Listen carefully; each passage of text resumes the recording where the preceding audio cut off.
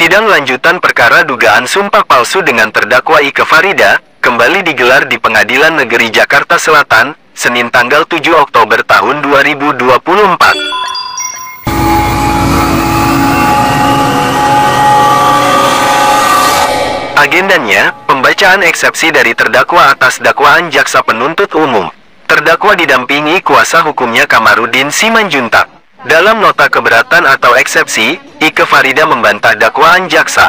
Kamarudin menyebut kalau novum yang dibuat saat PK memang sudah dipakai di tingkat pengadilan negeri dan pengadilan tinggi. Tapi, novum itu diajukan oleh kuasa hukum Ike yang dulu. Orang-orangnya EPH atau orangnya Papon Group, tapi dia tidak mengerti apa-apa. Dia mengatakan bahwa Ike Farida menolak apa? Putusannya MK mengatakan final membanding. Kemudian putusan Mahkamah Agung sudah inkrah 2 kali. Putusan Komisi Judisial Komisi Judisial mereka dikatakan bersalah. Mahkamah Tun dia kalah. Jadi Ike Farida itu 9 kali menang. Lalu bagaimana 9 kali menang dikembalikan uang? Kan tidak mungkin. Kalau membebaskan lahan seperti kata kawannya tadi, dititipkan di pengadilan, konsinyasi bisa.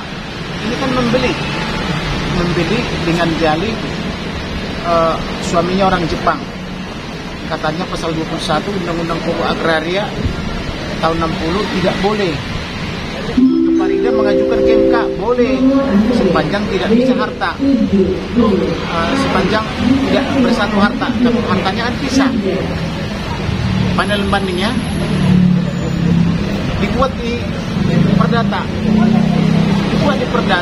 ibu itu menang sampai 2 kali. Nah, dilapor di Polda, memberi keterangan palsu bahwa sumpah. Nah, makanya saya tidak mengerti seperti apa sih pola pikirnya IPH ini atau Papon Group ini. Orang udah putusnya di MK, putusannya di MA bisa begitu. Nah, makanya saya kembalikan kepada Majelis Hakim. Majelis Hakim juga eksepsinya tidak dikabulkan, didakwa dalam keadaan sakit. Kemudian tidak dipanggil pengacaranya, terdakwa maupun keluarganya. Nah, putusan Mahkamah Konstitusi, putusan Kapolri mengatakan tidak terbukti, tapi Kapolda melalui Kajari DKI, Kajari dan pengadilan. Nah, seperti apa begitu? Sedangkan putusan Kapolri saya mengatakan tidak terbukti secara sah dan meyakinkan. Itulah kira-kira yang kita komentari. Selebihnya rekan saya. Bang, tadi Abang sempat provokasi Bang. Kenapa Bang tadi Bang? Karena begini, mereka itu disuruh tapi tidak mengerti apa-apa. Ngaku mahasiswa. Anda itu mahasiswa dari mana? Ngerti nggak? Udah 9 kali menang Ibu Ike Farida ini. Terus memberi keterangan palsu. Siapa sih yang memberi keterangan palsu? Yang memberi keterangan palsu kan kuasanya. LLM juga, SHLLM. Kuasanya memberi keterangan palsu. Nah, kok Ike Farida disalahkan gitu loh. Sedangkan kuasa itu ditandatangani di sini. Hakim 1, dia 1, panitera 1. Ibu Ike Farida tidak ada. Ibu Ike Farida untuk pengadilan baru setelah dia terdakwa, gitu loh. Kalau tidak didakwa dia nggak pernah ke pengadilan. Oke, iya. Kasus ini sebenarnya kasus malpraktek yang dilakukan oleh pengacara Bu Farida. Jadi Bu Farida begitu membeli unitnya 12 tahun yang lalu tidak diberikan, beliau harus menunggu 3 tahun. Setelah 3 tahun tidak diberikan juga, akhirnya mereka gugat di Pengadilan Negeri Jakarta Selatan ini, Pengadilan Tinggi, hingga kemudian gugat sampai ke PK. Nah, dalam setiap tingkatan di PN, PT sampai kasasi sampai PK itu ditangani oleh kuasa hukumnya. Yang jadi objek dalam perkara ini adalah terkait sumpah penemu novum, di mana sumpah penemu novum itu dilakukan oleh kuasa hukum Ibu Farida sendiri. Ibu Farida tidak pernah memberikan surat kuasa kepada pengacaranya untuk melakukan sumpah novum atau pengajukan novum. Tapi ibu dikriminalisasikan, dipaksa, seolah-olah ibu yang memberikan ide, menyuruh kepada pengacaranya untuk melakukan sumpah novum. Karena jelas dari paniteran Mahkamah Agung jelas bahwa namanya sumpah novum itu tidak bisa diwakilkan, harus yang bersangkutan atau orang yang menemukan novum sendiri.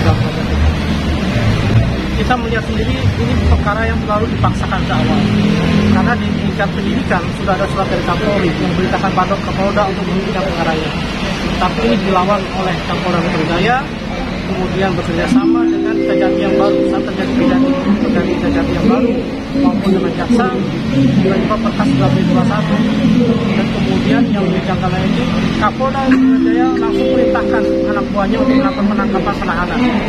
Kejanggalan apa? Mereka tidak punya kewenangan untuk melakukan penangkapan penahanan karena perkara sudah B21, kewenangan dari jaksa.